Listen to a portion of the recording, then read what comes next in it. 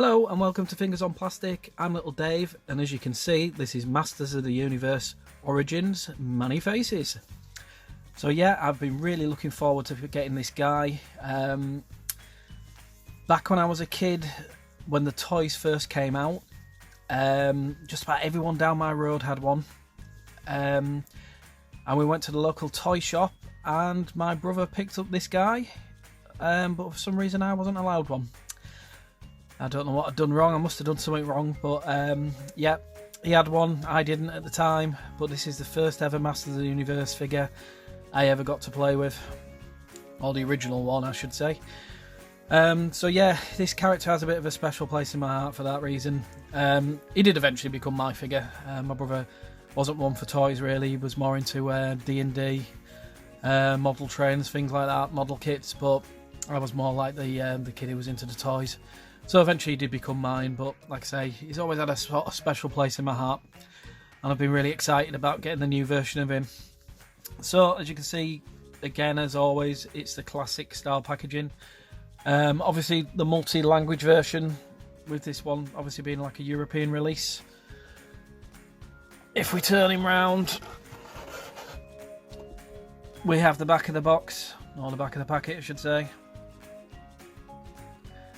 Obviously showing, yes, he does have his face turning feature like before. And some nice little artwork there, just at the top. Depicting him, looks like he's doing a bit of a performance. And then, looks like he's about to have a fight with Skeletor. Yeah, they seem to have done that route, what they did with the Filmation cartoon, where they show him as being a bit of an actor. I don't know if they did that really with the original toy as such, but it's what they did with the cartoon. Looks like they're continuing it here. Right, I'm going to get this guy out of the packet and we'll have a look at him. So here we go. Here's Many Faces out of his package. And of course he does come with a mini comic again. This is a different one from last time. I think this is because it's like the second wave of figures. So it is a slightly different mini comic. Now one thing I hadn't picked up on before, I've only sort of flicked through, but because this is a multi-language mini comic, there is no speech bubbles. Just none at all, which I hadn't noticed before. So if you're someone who's a bit of a collector and wants something a bit more, you know, obviously you can read, you might want to pick up an American copy of these figures if you can. If not, you're going to be stuck with little comics with no wording. Right, anyway, that's out of the way with. Let's look at the figure. So first of all, obviously I've now got him in his more sort of human form. He has a few QC issues with the paintwork. I'll try and zoom in a bit and let you see.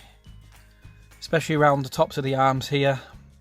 It's an odd one really. They've kind of, obviously this body seems to be, the skin colour seems to be the actual plastic, whereas the arms are obviously blue and the skin tone's been painted on. So it's not perfect in the sort of skin. If you can see there's bits where it's been missed or showing through a little bit in the blue. Also as well, the sort of shades in blue they've used, you can especially sort of see it on his head and collar there. I'll just zoom in again. You can kind of see it's kind of slightly different shade of blue. I don't know if the camera is picking that up, but it is just slightly off there.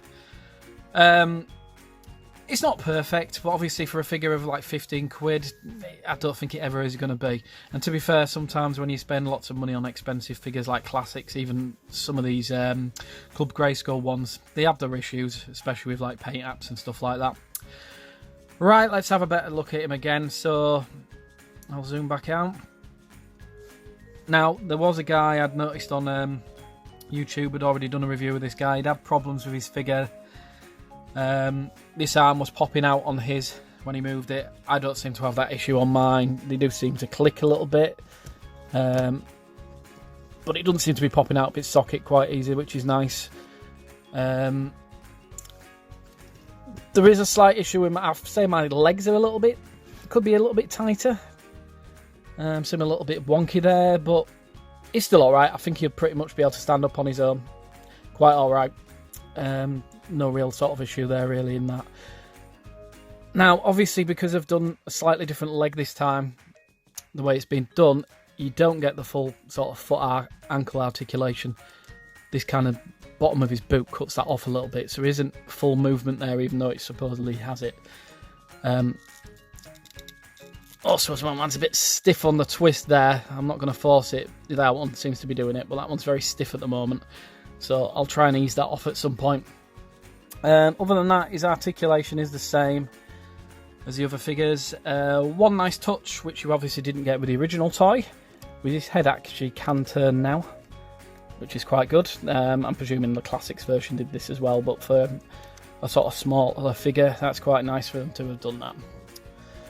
So yeah, let's have a look, obviously, at his gimmick and look at his different faces. Obviously, we saw him in his packaging, he had his robot face.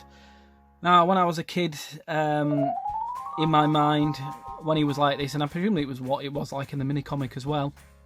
It was a different way of doing it in the film motion cartoon, but when he was like this, I always thought he was a good guy.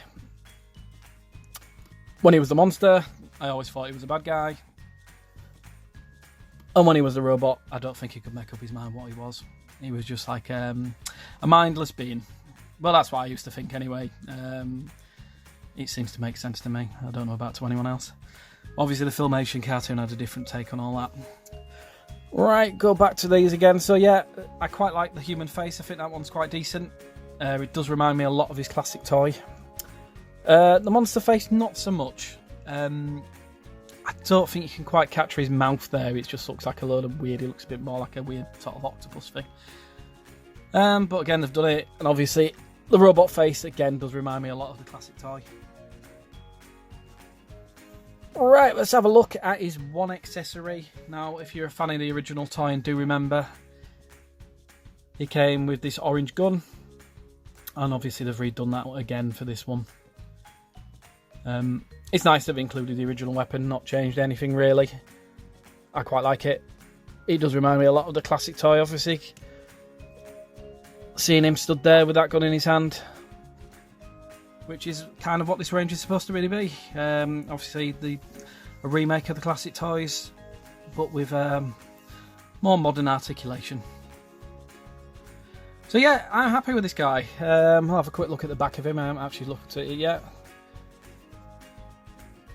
Yeah, again, very similar to what the original toy looked like. Again, a few issues with the paint apps there. Like I say, I think this is going to be one of those ones what does have a few sort of QC issues, with him having quite a lot of blue paint everywhere. Also, as well, there's like a weird sort of seam going down mine there. You can't really see it on that arm as much, but it's more clearer on that one. Might have to get a little bit of paint at some point or something and just tidy that up. But yeah, other than that, like I say, so far, I prefer this guy to the He-Man figure. I've probably been more excited for this one than the other two. But yeah, I do really like him. Like I say, he has his issues. Obviously, there's paint apps issues there.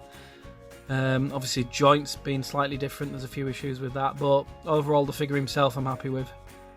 I'm glad I've got him as well. He was one who'd been slightly delayed by Amazon, and suddenly showed up this week out of the blue when I wasn't expecting it.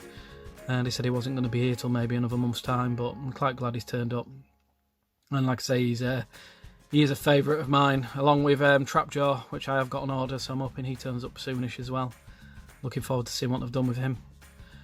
But yeah, I do like the figure. Like I say, I would say at the moment Skeletor's probably my favourite, followed by this guy.